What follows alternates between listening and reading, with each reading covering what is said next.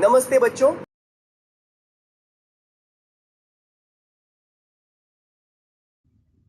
राजा ने अपने राज्य के एक रास्ते पर बड़ा सा पत्थर रखवा दिया और खुद जाकर एक बड़े से पेड़ के पीछे खड़ा हो गया और चुप कर उस रास्ते पर नजर रखने लगा, ये देखने के लिए कि कौन उस बड़े से पत्थर को रास्ते से हटाता है।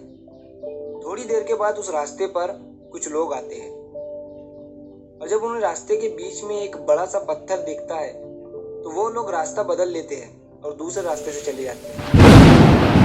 थोड़ी देर के बाद उस रास्ते पर राजा के राजमहल के जो काम करने वाले थे वो आते हैं और वो भी जब इस बड़े से पत्थर को देखते हैं तो बिना उस पत्थर को रास्ते से हटाकर वहां से पलटकर चले जाते हैं और उल्टा राजा को बुरा बोलते हैं कि राजा अपने राज्य का काम ठीक से नहीं कर रहा है।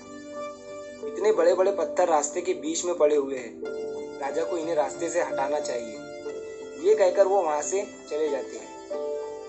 फिर थोड़ी देर के बाद उस रास्ते पर एक सब्जी वाला आता है जिसके कंधे पर सब्जियां थी और जब वो उस बड़े से पत्थर को देखता है तो वो अपने कंधे से सब्जियों का बोरा नीचे रखकर उस पत्थर को हटाने की कोशिश करता है और बहुत मेहनत के बाद वो उस बड़े से पत्थर को रास्ते से हटा देता है।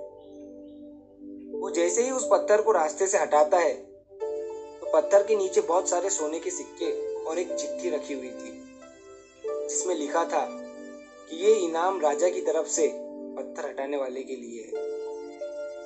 और ये सब होते हुए पेड़ के पीछे से राजा खुद देख रहा था।